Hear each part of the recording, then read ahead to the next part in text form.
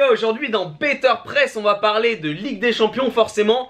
La une de l'équipe, c'est la fin d'un grand rêve avec notre ami Jardim qui fait un peu les marionnettes. On sait pas trop pourquoi. Et notre ami Kylian qui est complètement déçu. On commence directement avec la page numéro 1, inexorable. Donc pour l'équipe et puis pour tous les observateurs, la Juventus était définitivement trop fort. C'est donc elle qui aura le privilège d'affronter l'Atlético Madrid le 3 juin à Cardiff en finale. Clairement, ils nous auront bien fait kiffer les Monégasques cette saison, mais c'est clair que la Juve, il n'y avait pas photo sur les deux matchs, ils étaient au-dessus, bravo à eux quoi, bravo les Rital. Voilà, 4-1 en score cumulé sur les deux demi-finales et selon Jardim, on sort la tête haute. C'est pas faux Jardim, vous avez gagné une mi-temps sur les 4 et en plus c'est la dernière, bravo. Et vous avez gagné la possession aussi avec 53% de possession de balle sur ce demi-finale retour. Et une stat intéressante, Kylian Mbappé est devenu le joueur le plus jeune à marquer en demi-finale de Ligue des Champions à 18 ans et 140 jours. Tu peux être fier de toi Kylian. Et Buffon est officiellement devenu le joueur le plus âgé à encaisser un but de la part de Kylian Mbappé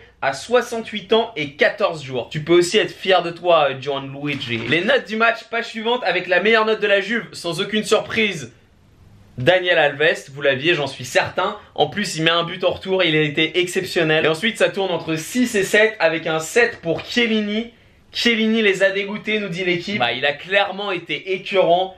Bah, on peut que lui dire bravo, c'est bien mon gars. Du côté monégasque, la meilleure note est pour Subasic. Donc là déjà tu sens que ça sent pas bon. Pas mal de sauvetage pour l'ami Suba, surtout en première mi-temps. La deuxième a été un peu plus calme. Et sinon les pires notes sont pour Falcao, complètement éteint sur ce match, et Sidibé. Et à noter une belle pub super bien placée avec des joueurs monégasques contents et un parieur encore plus dans le match avec Parion Sport. Les gars, vous venez de vous faire sortir de Ligue des Champions, vous êtes pas contents là. On enchaîne avec Djibril Sidibé, le Nini. Djibril Sidibé qui n'a récupéré que 2 ballons sur l'ensemble de la rencontre. C'est pas beaucoup mec. Et on a la comparaison des heatmaps, carte chaude en anglais, entre Benjamin Mendy et Djibril Sidibé. Et on voit que Mendy était quand même bien plus haut. Voilà, bon dans l'ensemble de toute façon, ça n'a pas été les meilleurs joueurs monégasques, on peut se l'avouer. Et on passe à Daniel Alves, donc je sais pas si vous le savez, mais il est arrivé du Barça l'été dernier pour un montant transfert record de 0 €. Plutôt pas mal, t'es la Juventus, tu récupères un mec complètement gratos et le mec devient l'homme du match en demi-finale de Ligue des Champions et te qualifie pour la finale. C'est la belle affaire. Là, on peut dire qu'il y avait value, il y avait énorme value. Il a balancé la semaine dernière, je suis ici pour écrire l'histoire. Donc le mec, il va être chaud, bouillant en finale, attention à lui. Juste en dessous, terminer la Ligue des Champions, on parle du transfert de Pogba de cet été. Et là, Mino Raiola, l'agent du joueur. Le mec, c'est le meilleur de tous. C'est un champion, mon frère. Il aurait touché 49 millions d'euros de commission sur ce transfert. C'est juste un génie. Il représentait la Juventus. Il a touché 27 millions de la Juventus. Et en même temps, il représentait Manchester. Et il a touché 22 millions de Manchester. Le mec, c'est trop fort. D'un côté, il représente la Juve, donc le montant du transfert doit être le plus élevé possible. Mais de l'autre côté, il représente Manchester, donc le montant du transfert doit être le plus faible possible. Voilà, il est en totale détente. Il récupère 49 millions d'euros sur 127 millions déboursés par Manchester. C'est mythique, il m'étonne qu'il soit content sur la photo là. Page suivante, pourquoi la remontada s'annonce mal? Donc l'équipe ne croit pas du tout à une remontada de l'Atlético. Et il nous explique pourquoi en 4 points. Point numéro 1, parce qu'il n'y croit pas vraiment. Voilà, il y a eu des déclarations dans la semaine du genre il faut savoir perdre. Ça c'est une bonne déclaration de loser. Argument numéro 2, parce qu'ils auront sans doute besoin de 5 buts. Bon, je le trouve un peu bidon cet argument, et le Real plante souvent, mais bon, on sait jamais, tu vois. Argument numéro 3, parce qu'ils sont usés, bah effectivement, ils n'ont pas un effectif aussi rempli que celui du Real, c'est souvent la même équipe type qui joue. Le week-end dernier, ils ont galéré à battre Eibar, ils sont fatigués les mecs. Et argument numéro 4, parce qu'ils sont bloqués psychologiquement. Bah ça, on peut comprendre, tu joues contre Zidane, t'es bloqué, Zinedine Zidane, ça représente un truc, tu t'es bloqué. Voilà, on nous met les compos possibles en 4-3-3. J'en dis pas plus, je vous fais une vidéo dans la journée sur Real Atlético. Soyez présents. Page suivante, on passe en Europa League avec demain Lyon Ajax Amsterdam. Et le titre, fausse note interdite. Effectivement, Lyon n'a pas le droit à l'erreur pour se qualifier. Ah non, rien à voir, il parle pas du tout de la qualification, là on parle d'organisation. Faut faire attention qu'il n'y ait pas de débordement, etc. À la qualification, personne n'y croit, faut oublier. Page suivante, on revient à la Ligue 1 avec Christophe Galtier. Saint-Etienne a officialisé le départ de l'entraîneur. Bon, l'équipe se la pète un peu quand même. Le 2 mai, c'est eux qui l'annonçaient en exclusivité. Bravo les gars. Et on a une petite info sympa avec les entraîneurs à la plus grande longévité dans les 5 grands championnats européens. Alors, à votre avis, quels entraîneurs sont là depuis le plus longtemps dans les 5 grands championnats européens? Le premier, je suis sûr que vous l'avez.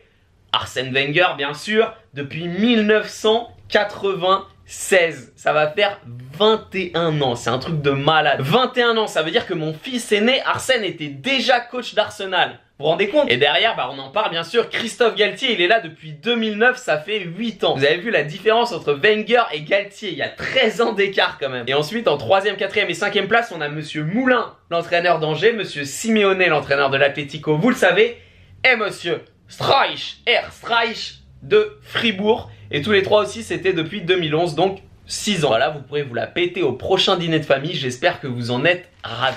Page suivante, on a un entretien avec Jackson Follman, dont le titre est Jamais je ne me plaindrai. Voilà, c'est un super bel entretien, je vous recommande de le lire. Jackson Follman, vous le savez peut-être, c'est le gardien du club de Chapecoense, le club brésilien qui a eu un crash aérien il y a à peu près 5 mois. Voilà, il a été amputé d'une jambe, il raconte son histoire, c'est super beau, super émouvant. Force à toi Jackson. Page suivante, le Giro d'Italia 2017 et c'est... Et enfin quoi? Enfin des jeux de mots. Premier jeu de mots du journal avec le volcan était éteint. Forcément l'étape d'hier c'était sur l'Etna. Il n'y a pas eu grand chose à se mettre sous la dent au niveau des favoris. Du coup le volcan était éteint.